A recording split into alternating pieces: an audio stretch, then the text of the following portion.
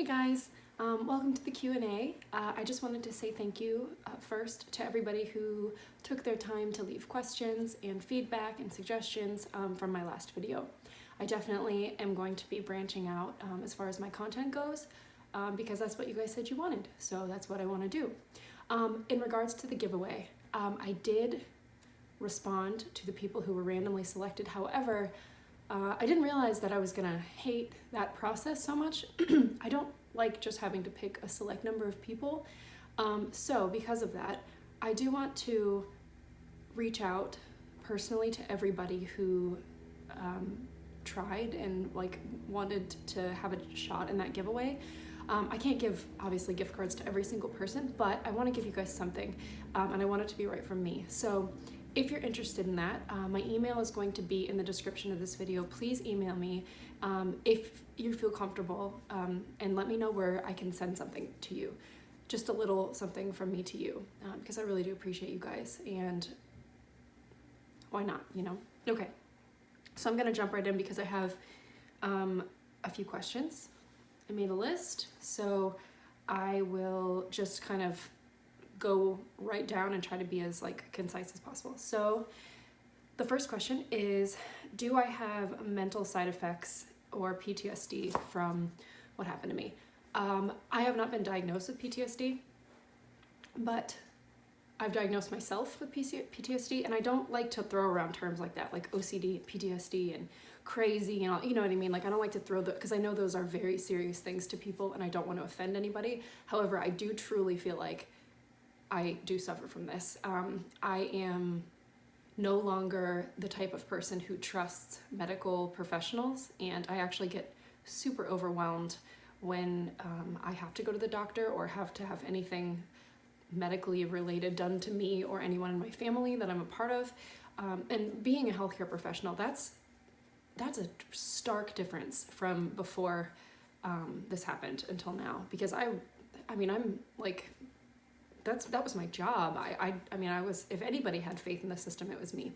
And so I would say I get flashbacks a lot, especially smells, like certain smells of certain things around that time period will just make me go put myself right back in that place. And I don't get panic attacks or anything like that, but I have a real fear of dying now, not just oh no, I don't want to die, but a real, a real realness, I guess, is the only way I can describe it, that it could happen at any time. And I've suffered with a lot of anger and anxiety following this, and it's limited a lot of things in my life. I only go to the doctor when I absolutely have to, which again can be kind of normal and sort of, and it's also common for nurses to be that way, but my body isn't normal anymore. So the fact that I am still afraid to go do normal routine checkups for things, the PTSD is what limits that for me. And I know that it's a healthy thing for me to go and get checked, and that not all doctors are bad and scary, but it definitely plagues me all the time. And somebody asked if I would do an additional video just on that, just on the mental health side of things, and I would be happy to. The second question I got was, and I got this question a couple of times, is if after we have the baby, are we going to keep in touch with Georgia? Are we going to continue to talk and send her photos and that kind of stuff? There's nothing in the contract that can say what's going to happen. In regards to that, you can't, like I said in the previous video, once the contract is up and the baby is had or whatever happens, it's kind of just nothing else is legally binding. But it will kind of just depend on how it goes. I mean, I would like to think so. I think that somebody who gives you a gift like that should remain in your life. I mean, what a selfless individual. I would love for that to be the case, that we continue to stay in touch and stuff, but I don't want to be selfish and force that relationship on her. I don't know how it is on her side of things. I don't know if that's something that she would want, but I am 100% open to it. So if she's up for it, I'm up for it. And I also thought it'd be kind of cool for that child and all my children to grow up knowing her, this woman and you spent a significant amount of time together, and what a gift she gave you. So that's how I feel about that. Somebody else asked me if I'm religious, and I would say yes, I am. I'm not a huge fan of like organized religion as far as rules and rituals and whatever, but I believe in God. I go to church. I teach my children about God. I've turned so many things over to him in my life, and he's, I would like to think, gotten me through a lot of things. And that's, yes, I would say yes, I am. Am I scared of this process? I would say, oddly enough, the process itself doesn't scare me as much as like it makes me anxious. You know, the surrogacy process itself makes me anxious. I'm not scared of it. What I am scared of is the possibility of more children, like how, like that fear of that unknown, like how will I manage? I'm already doing this by myself for the most part. I mean, my husband is rarely here. You can see his suitcase right there. He just got back, and he was gone all week, and that's common. And so I am afraid, but I'm not unsure. Like, I do know that I can totally handle it, and that, like, I mean, I think I've got it, but it is scary. I mean, the whole thing is scary. And somebody said, how do I stay positive? I have to. I am not, my gut reaction, my first instinct isn't positivity. I am a analytical, try to find the flaws so I can prepare for, or not the flaws, but try to find what could possibly go wrong so that I can prepare for them. Like, that's how I am automatically. And so it's a forced thing. I have to say it out loud, make myself say positive things, or I will get into this like hole where everything is negative and I can find the negative in every situation. I was raised in a household with my mom, who was very very analytical like me, but very just like could find the negative in a situation. It's not that she was like a mean or negative person, but she was hard, and she would find that and just make sure you knew not to let that negative thing happen. And so I guess it's like, that's my first instinct, is to also do that, like find the negative. And it's so easy for me to do that. And I really have to like force myself not to, like, just say it out loud, even if I don't believe it. It's a fake it till you make it kind of thing. And it has helped a lot, I would say. It has forced my mindset to become positive about it. And it helps me feel like this is real. If I'm negative about it, it's easy for me to think this is never going to happen, and then put that out into the universe. And then I feel like there is something to be said about the gravity of that affecting the situation. Okay. So how do I do it with my husband being gone a lot? So it is so hard. And I'm not saying that like being a single mom isn't hard. Women who truly do it on their own and do not have help and, have more children than me, I can't even imagine. Like, you're a superhero for real. Or even if you have one kid, like, it doesn't matter your situation. The fact that you're momming alone or alone for periods of time is hard. It's hard to do it with another human sharing your life with you. So it's hard to do it alone. I think what makes it the most difficult is, honestly, when he comes home and it almost interrupts the routine. We've got our way of doing something, and it's not that he thinks he like knows what he's doing and swoops right in, it just interrupts the flow. And while I am so happy to have the help and have him home because he's my best friend, it changes everything. And his schedule is really erratic, so it's not like there's any routine, so I feel like that's the hardest part. I don't have a ton of friends. You guys are my friends currently. Like, I mean, you're the ones I'm interacting with you in the comments. I don't have a lot of people close to me. And so it does get kind of isolating, and I just have to kind of throw myself into whatever it is that I want. Is it activities with the kids today? Is it, cleaning a certain area of my home? Is it running errands all day? I have to just fully involve myself in that and not let myself be distracted by difficult things. If we have plans to go out and get my car washed for the day and it rains, and like my whole day was hanging around the car wash in that immediate area, the grocery store that I picked that was near there, the bank is right near there, I just remove that from the equation and, continue. The way I used to be that would ruin everything. I would just say, not today, not doing that, and then I would sit at home and talk about the reasons why and complain about the reasons why it was hard, you know, and it just doesn't help. It doesn't change anything. And the bare bones facts is, if he didn't go do what he's doing, I couldn't be here doing what I'm doing, and we certainly couldn't be doing the surrogacy process. So at the end of the day, I'm thankful. There are days when I pray that we were poor and I had him at home instead, but that's not realistic, nor do I think that that's something I would truly want, but it's just an easy thing for me to say.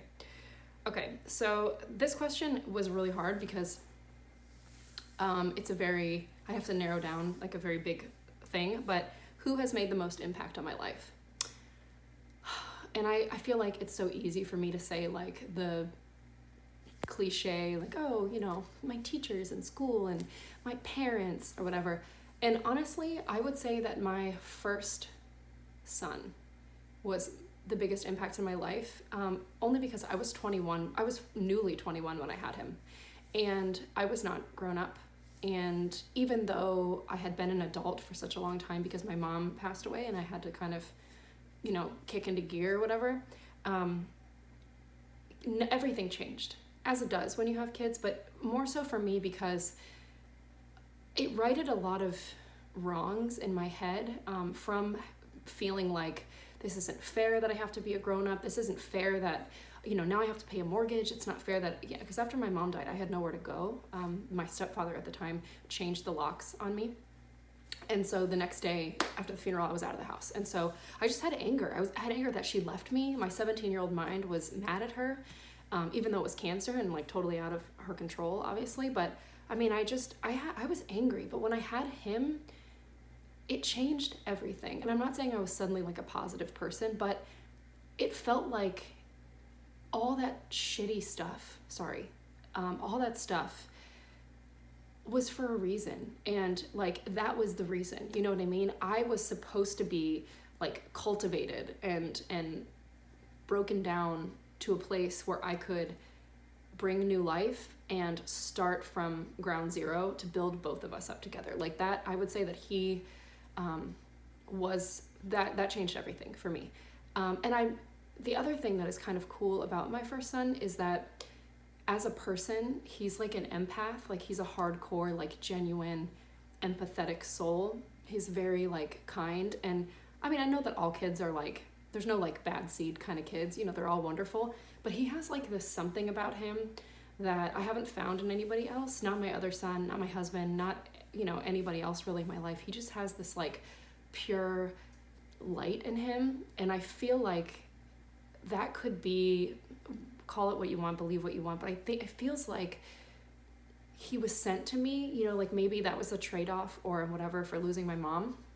And he has carried me through times, and not just his existence, him as a person. He has talked me through times. He has, you know, hugged me when I've been really low and gone through some things. And I mean, he is my strength. I truly believe that. And like I said, not just his existence, who he is as a person. He is an old soul, and he's a pillar for me. He really is. So I would say my son. Okay, I kind of left like the more lighthearted questions for the end. And so somebody asked where I live in Florida. I live in Apollo Beach, which is about 30 minutes south of Tampa. And if you know where Sarasota, Florida is, which is where I grew up, it is about 30 minutes north from there. So it's like right in between those two. What does my husband do for a living? He's in sales. It's really not exciting at all. It's like, it does cause him to be gone a lot. He's in like the marketing department of sales. So, and he's kind of like the head of it. So he has to go to everything no matter what. It's not like he can just, he doesn't just have like a little caseload and that's what he takes on. He's the one that has to oversee it all. So that's why we never see him. So somebody asked what type of nurse I was. I was a hospice nurse. I started out in traditional hospice. And from there I went to pediatric hospice towards the end of my like tenure.